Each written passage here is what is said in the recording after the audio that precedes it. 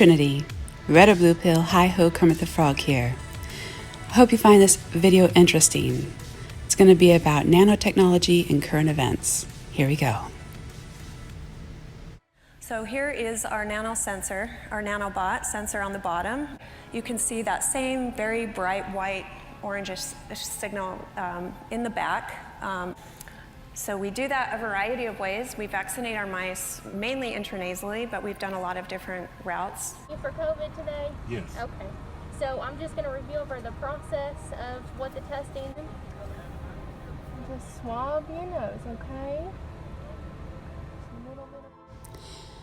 So basically, she just said you can do this with nanobots or nanotechnology with a nasal swab. Maybe this could be or could not be a way of transmission in humans. That you can do with these nanobots.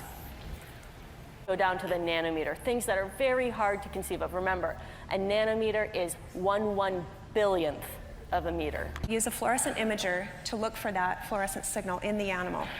So in this particular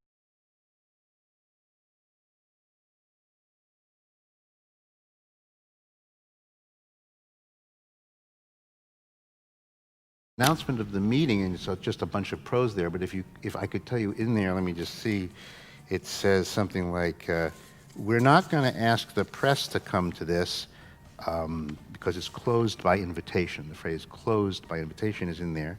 And then happened next is Drew said he looked at this invitation and that this meeting was going on. This was a meeting to discuss making a human cell. And he said, as you can see there, he said, if you need to secrecy to discuss a proposed research project, then you're doing something wrong, he said.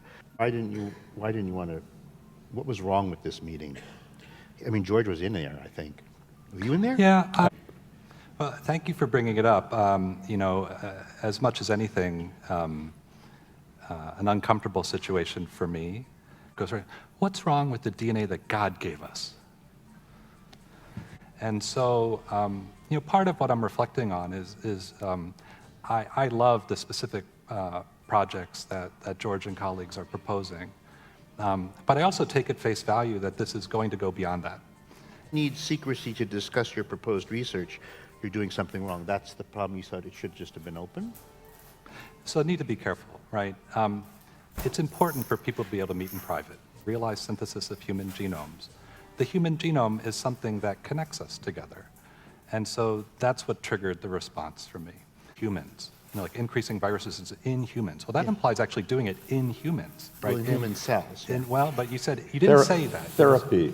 Yeah. Therapy is in humans, yeah. But can I just say something out loud, right? So it's like, could I imagine under any conditions where I would develop comfort and feel okay using such a capacity to synthesize the next generation of human beings?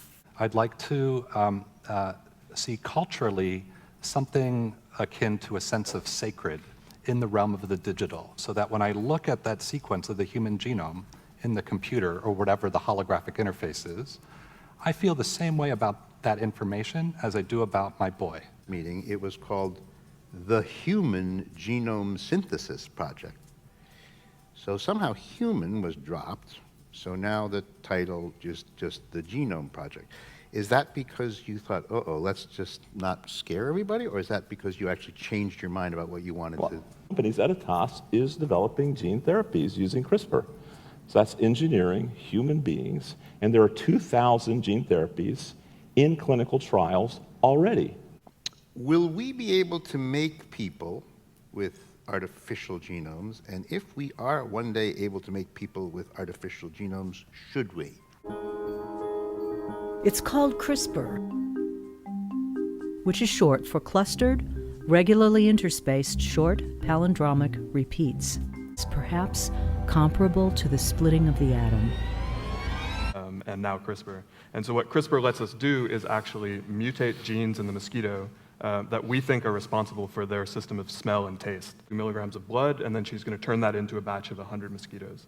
And so this is why evolution has really acted on their sense of smell and taste. A crashing halt because it was discovered that there were viruses built into every cell of the pig that when in an immune-compromised patient could escape from the pig's organ, the donor that was going to save the life of the recipient, But these viruses would get out and then infect this immune-compromised patient, so it became kind of a perfect storm incubator for the next really bad virus. So we didn't want to create the next Ebola or HIV or swine flu.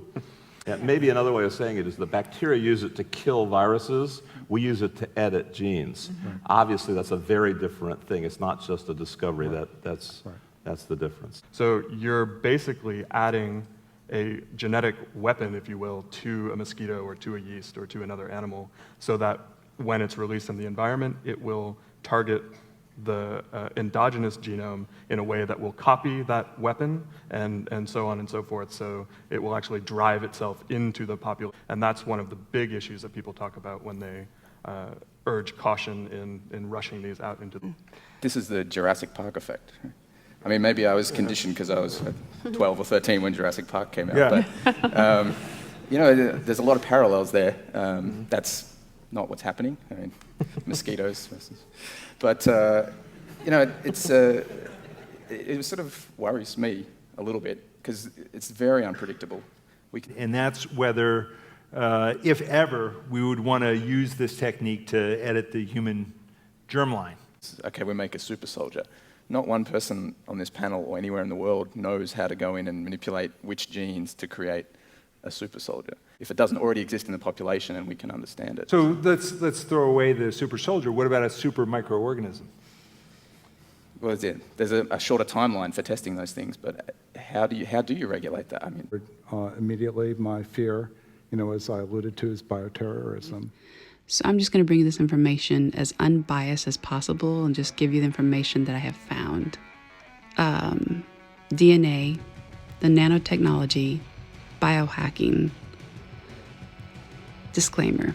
The views expressed here are those of the author. They do not reflect the author's employer or any entity whatsoever with which he has been, is now, or will be affiliated. It's good to have a disclaimer.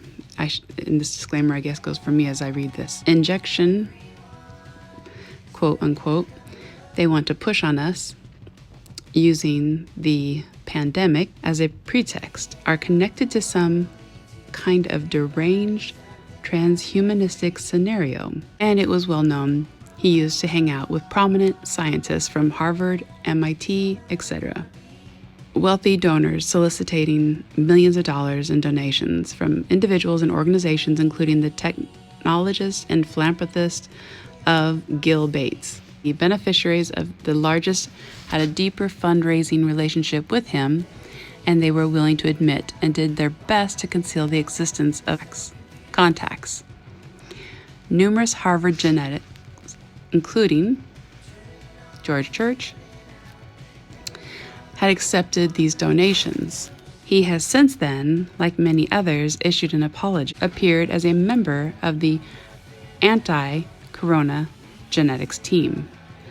Harvard scientist Charles Leiber took generous donations. Leiber was arrested for the undisclosed Wuhan-Harvard connection for setting up a secret biotech lab, bypassed the U.S. regulations on biowarfare research. He specialized in the area of nanoscience at Wuhan University of Technology that awarded him more than $1.5 million to establish a research lab at WT, which reaffirmed that Leiber's specialized research was nanotechnology aimed to detect small viral particles in humans, would certainly require a global pandemic as a pretext.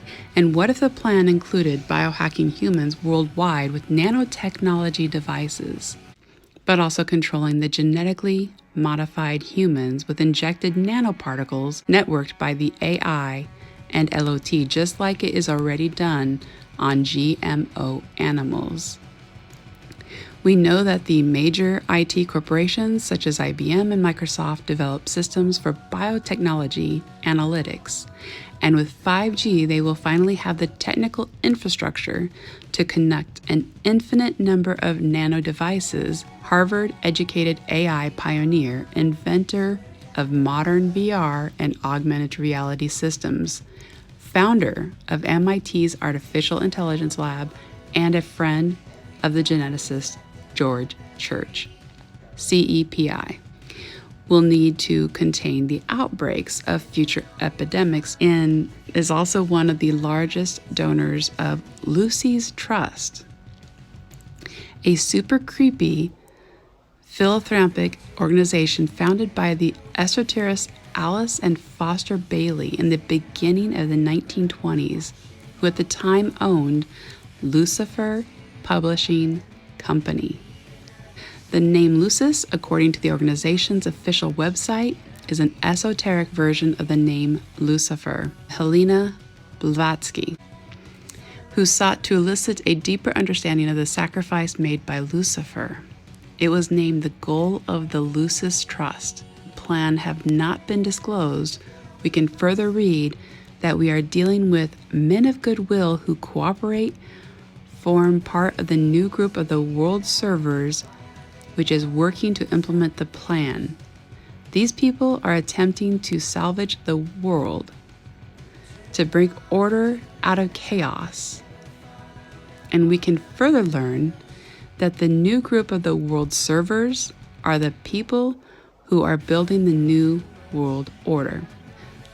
The great donor of the Lucis Trust was George Soros, $86 million, to become a shareholder of the Wuxi Apple Tech Group, a Chinese-American joint venture.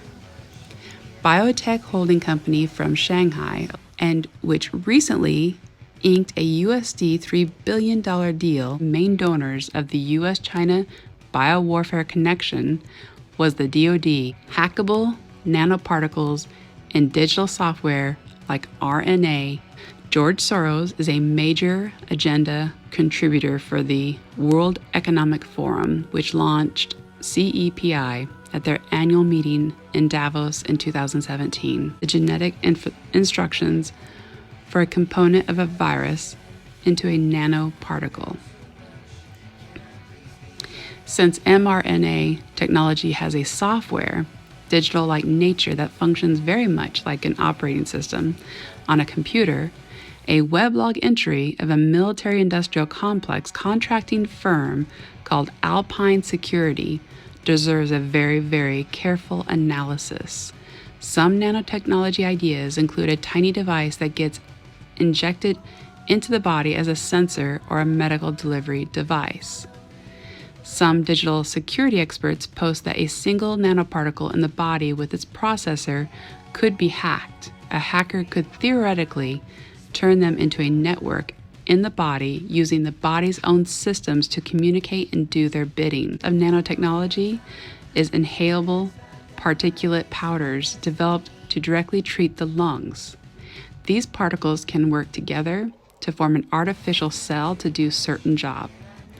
Some worry this tech could be an easily weaponized delivery method for bioterrorism. Getting infected with something could be as simple as breathing the air. There are serious possibility that we may be dealing with a ramified network of business opportunists, tunnel vision scientists, puppeteered by hidden transhumanists. Biohacking humanity is a real possibility. With only a little bit of educated imagination, this cyber technology, when combined with biotechnology, could lead to a total military-style takeover of humanity. We should add that the Gates Foundation funded an MIT and Institute of Chemistry of the Chinese Academy of Sciences in Beijing study of a tattoo-like vaccine combining nanoparticles or near-infrared quantum dots, encoding information for decentralized data storage and biosensing, combining in vivo smartphone imaging and machine learning algorithms. If we combine that technology with implants, wirelessly tracking and transmitting real-time data, or nanobots, 5G and state-of-the-art cyber command centers, the hackable network for remote controlling humanity is all in place. Trinity, Red or Blue Pill, hi-ho, Kermit the Frog here. Thank you for watching my video. Please subscribe, share, comment below and like this video. I appreciate it.